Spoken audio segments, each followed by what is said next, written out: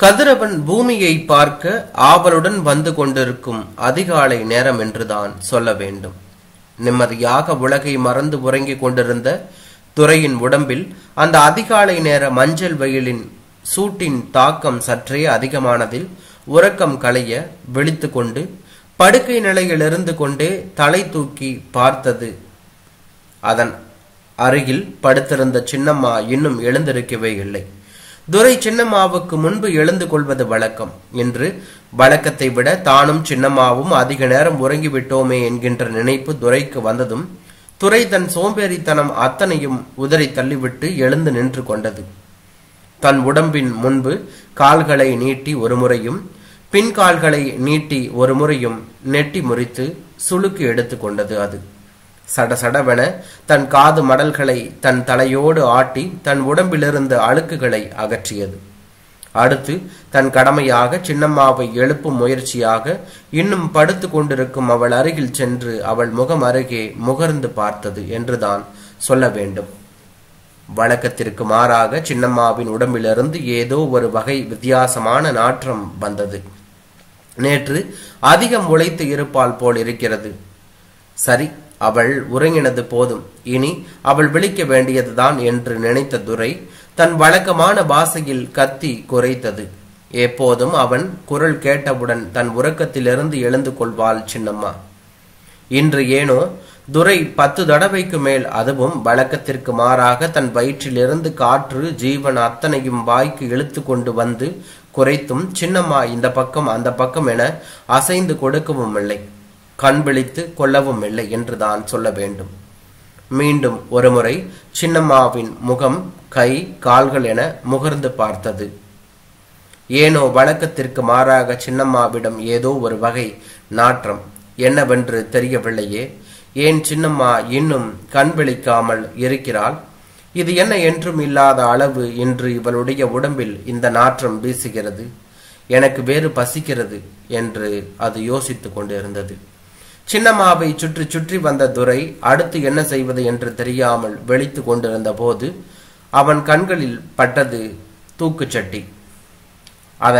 அவன் நித்தம் சின்னம்மாவுக்காக தேநீர் வாங்க எடுத்துச் செல்லும் எவர் சில்வர் தூக்கு பாத்திரம். துரை அந்த பாத்திரத்திற்குள் உற்று நோக்கியது. என்றும் வழக்கமாக தேநீர் வாங்கி வருவதற்காக சின்னம்மா வைக்கும் சில்லறை காசுகள் அதில் இருந்தன. அப்பாடா, டீ வாங்க சில்லறை காசுகள் வைத்துவிட்டு தான் சின்னம்மா உறங்குகிறாள். சரி, உறங்கட்டும், நாம் போய் தேநீர் வாங்கி வருவோம். தூக்குச்சட்டியின் வளைவு தொங்கு கம்பியை வாயில் கவ்விக்கொண்டு தேநீர் கடைக்கு ஓடியது துரை. தேநீர் கடைக்காரர் முனியாண்டி துரையை பார்த்தவுடன் தன் கடைக்கு முன் நின்று கொண்டிருந்த பையனிடம், டே மாரியப்பா, துரைக்கிட்ட இருந்து தூக்குச்சட்டியை வாங்கு என்று உத்தரவிட்டவுடன் மாரியப்பன் துரையிடம் வந்து தூக்குச்சட்டியை வாங்கி கொண்டு கடைக்காரரிடம் கொடுத்தான். கடைக்காரர் தனக்கு வரவேண்டிய சில்லறையை தூக்குச்சட்டியில் இருந்து எடுத்துக்கொண்டு தூக்குச்சட்டியின் அரை பாகத்துக்கு தேநீரை சுட சுட நிரப்பி மீண்டும் மாரியப்பனிடம் கொடுத்தார். மாரியப்பன் துரையின் அருகில் சென்று அவன் வாயில் அதை மாட்டிவிட துரை மீண்டும் சின்னம்மாவின் வீட்டை நோக்கி சென்றது. மெதுவாக சின்னம்மாவிடம் வந்து சேர்ந்தது. தூக்குச்சட்டி தேநீருடன் கவிழ்ந்து விடாமல் இருக்க ஒரு இடம் பார்த்து பத்திரமாக வைத்த துரைக்கு சின்னம்மாள் இன்னும் கண் இமைக்காமல் உறங்கிக் கொண்டு இருப்பது அதிசயத்தை கொடுத்தது என்றுதான் சொல்ல வேண்டும். மீண்டும் அது தன் பாசையில் டீ வாங்கி வந்திருக்கேன், எழுந்திரி சின்னம்மா என்று குறைத்து பார்த்தது. ஆனால் இந்த முறையும் சின்னம்மா எழாமல் அசையாமல் படுத்து கிடந்தாள் என்றுதான் சொல்ல வேண்டும். துரைக்கு கடந்த 7 வருடங்களாக வராத ஆத்திரம் முதல் முறையாக சின்னம்மாவின் மேல் அப்போதுதான் வந்தது. அது கண் திறக்காத சிறு குட்டியாக இருந்த காலத்திலும், கண் திறந்து பார்த்து உணவுக்காக அனாதையாக அல்லல்பட்டு அலைந்த காலத்திலும் அதற்கு உற்ற உறவாக, நண்பனாக, தாயாய் கிடைத்தவள் தான் இந்த சின்னம்மா. சின்னம்மாவின் கைகளில் தஞ்சம் அடைந்த பிறகு துரைக்கு நேற்று வரை உணவுக்கோ அவளுடைய பாசத்துக்கோ பஞ்சம் வந்ததில்லை. ஆனால் இன்று அது முதல் முறையாக காலை தேநீருக்கு பட்டினி கிடக்கும் சூழ்நிலை வந்துவிட்டது. துரையின் உடம்பை ஒரு விதமாக பயம் கலந்த பதற்றம் தொற்றி கொண்டது என்றுதான் சொல்ல வேண்டும். ஏன் எழமாட்டேங்கிறாள் இந்த சின்னம்மா? ஒரே ஒரு சத்தத்திற்கே எழுந்து கொள்வாள். எழுந்ததும் என்னை அருகில் வர சொல்லி என் உடம்பை வாஞ்சையுடன் தடவி தனது பாசத்தை வெளிப்படுத்துவாள். இன்று என்ன ஆனது சின்னம்மாவுக்கு என்று யோசிக்க தொடங்கியது. திடீரென தனது 5 அறிவு மூளையை சுற்றிலும் சின்னம்மாவை பற்றிய பயம் என்னும் நெருப்பு பற்றி கொள்ள துரை சின்னம்மாவை வேறு யாரையாவது வைத்து எழுப்ப வேண்டும் என்கின்ற உணர்வு மேலோங்கியவனாக அங்கிருந்து வேகமாக ஓடியது. அது வாங்கி வைத்திருந்த தேநீர் தூக்குச்சட்டிக்குள் வெகுவாக வெப்பத்தை இழந்து கொண்டிருந்தது என்று தான் சொல்ல வேண்டும். துரை சற்று தூரம் தள்ளி இருக்கும் மருதமலையானின் வீட்டுக்கு வந்தது. குறைத்து பார்த்தது.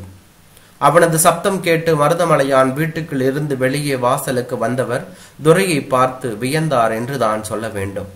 துரை தனது வினோத குரலால் அவரை தன்னுடன் வரும்படி அழைத்தது. சின்னம்மாவின் இருப்பிடத்திற்கு சென்று துரையுடன் பழகுவது மருதமலையானின் வழக்கம். துரையின் குரலில் என்றும் இல்லாத பதற்றம் அன்று தென்பட்டதை உணர்ந்த மருதமலையான் அவன் அருகில் வந்து துரை ஏதோ பயத்தில் இருக்கிறது என்பதை புரிந்து கொண்டார் என்று தான் சொல்ல வேண்டும். ஏண்டா இந்த பயம், பேசாம என் வீட்டுக்கு வந்துடு, உன்னை ராசா மாதிரி பாத்துக்கிறேன்னு சொன்னா அந்த பிச்சைக்காரி கிட்டதான் இருப்பேன்னு அடம் பிடிக்கிற, இப்ப என்னடா வேணும் உனக்கு என்று கேட்டார் மருதமலையான். துரை மருதமலையானின் வேட்டி நுனியை கடித்து அவரை தன்னுடன் வருமாறு இழுத்து சென்றது. மருதமலையான் வேறு வழியின்றி துரையை பின்தொடர்ந்து சின்னம்மாவின் இருப்பிடத்திற்கு வந்தார் என்று தான் சொல்ல வேண்டும். இன்னும் ஆவென்று வாய்ப்பிழந்து கிடக்கும் சின்னம்மாவை பார்க்கும் மருதமலையான், இவையாண்டா இன்னைக்கு இப்படி கிடக்கிறா என்று பேசிக்கொண்டே என்றவன் சின்னம்மாவின் அருகில் சென்று, கிழவி, கிழவி, சூரியன் உச்சிக்கு வந்துட்டான், இன்னும் என்ன உறக்கம், எழுந்துரு என்று சின்னம்மாளின் கையை பிடித்து சொன்னார். சின்னம்மாவின் கை அந்த வெயில் காலத்திலும் சில்லென்று ஐஸ் கட்டியென உணர்வு கொடுத்தது என்று தான் சொல்ல வேண்டும். திடீரென ஏதோ நினைத்தவனாய் சின்னம்மாவின் இடது கை நாடியை பிடித்து பார்த்தார். நாடி சுத்தமாக நின்று போயிருந்தது. அதிர்ச்சியோடு துரையை அவர் பார்த்தார். செத்து போயிட்டாடா, மருதமலையான் துரையை பார்த்து சொன்னார். அவர் சொன்னதும் ஒன்றும் துரைக்கு விளங்கவில்லை. மருதமலையான் அங்கே ஒரு ஓரத்தில் வைத்து இருந்த தூக்குச்சட்டியை பார்த்தான். அதில் ஆறி போயிருந்த டீ இருந்தது. அங்கே இருந்த ஒரு சட்டியில் டீயை ஊற்றி துரையை பார்த்து குடி என்று சொன்னார். துரைக்கு கோபம் வந்தது.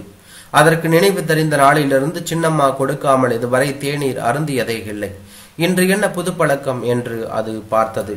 மருதமலையானை பார்த்து துரை குறைத்தது. நாயே, உன் சின்னம்மா செத்து போயிட்டாடா, இனி அவ உனக்கு டீ தண்ணி எல்லாம் தரமாட்டா, நீயா நக்கி நக்கி குடிச்சாதான் உனக்கு இனிமே டீ. பேசாம என் தோட்டத்துக்கு வந்துடு, மற்ற நாய்ங்க மாதிரி நீ தோட்டத்தை காவல் எல்லாம் காக்க வேண்டாம், வீட்டுல ராஜா மாதிரி இருந்தா போதும், வர்றியாடா என்று கேட்டார். துரைக்கு மருதமலையான் சொன்னதன் பொருள் விளங்கவில்லை. அதனுடைய கவனம் எல்லாம் சின்னம்மாவின் மேலேயே இருந்தது என்று தான் சொல்ல வேண்டும். சின்னம்மாவின் இறப்பு செய்தி கேட்டு நிறைய பேர் அங்கே வந்து விட்டார்கள் என்று தான் சொல்ல வேண்டும். பாவம்பா இந்த சின்னம்மா, பெரிய எடுத்து புள்ளப்பா, கட்டின புருஷன் காசு காசுன்னு சுயநலக்காரனா இருந்ததால அவனோட உண்மையான பாசம் கிடைக்காம புத்தி சுவாதீனம் இல்லாம போயிட்டா. புள்ள குட்டிக இல்ல, தோ இந்த நாயதான் தான் புள்ளன்னு நினைச்சு அதுக்கு துரைன்னு பேர் வச்சு இவ்வளவு நாளா வளர்த்தா. எவ்வளவோ வசதி இருந்தோம் தானே கூலி வேலைக்கு போய் யாரையும் நம்பாம வாழ்ந்தா. இந்த நாய் தான் அவளுக்கு ஒரே துணை. இந்த நாயும் வேற எங்கேயும் போகாம சின்னம்மாவையே கதின்னு கடந்துச்சு. ஆட்கள் நிறைய பேர் வரவும் துரை குறைக்க கூட முடியாமல் ஒரு மூலையில் சுருண்டு படுத்து கொண்டு சின்னம்மாவையே பார்த்து கொண்டிருந்தது என்று தான் சொல்ல வேண்டும். ஆளுக்கு ஏதேதோ வேலைகள் செய்து சின்னம்மாவின் உடலை பாடையில் கிடத்தி சுடுகாட்டுக்கு தூக்கிச் சென்றார்கள். துரை அவர்கள் பின்னாளிலேயே ஓடியது. சின்னம்மாவின் உடலில் தீ மூட்டி அவர்கள் கலைந்து சென்ற பின்பும் துரை அங்கேயே கண்ணீருடன் நின்று கொண்டு இருந்தது என்று தான் சொல்ல வேண்டும். மறுநாள் அந்த பக்கமாக வந்த மருதமலையான் துரை அங்கேயே சுருண்டு கிடந்ததை பார்த்தார். அதன் அருகே வந்து தலையை தடவி கொடுத்தார் என்று தான் சொல்ல வேண்டும். வா, வீட்டுக்கு போகலாம். துரையை பிடித்து இழுத்தார் அவர். துரை அவர் பிடியிலிருந்து தன்னை விடுவித்து கொண்டு ஓடியது. மருதமலையான் சிறிது தூரம் விரட்டி கொண்டு வந்தார் என்று தான் சொல்ல வேண்டும். ஏய், ஓடாத, நில்லு. ஆனால் துரை அவரை விட்டு விலகி ரொம்ப தூரம் போய்கொண்டே இருந்தது.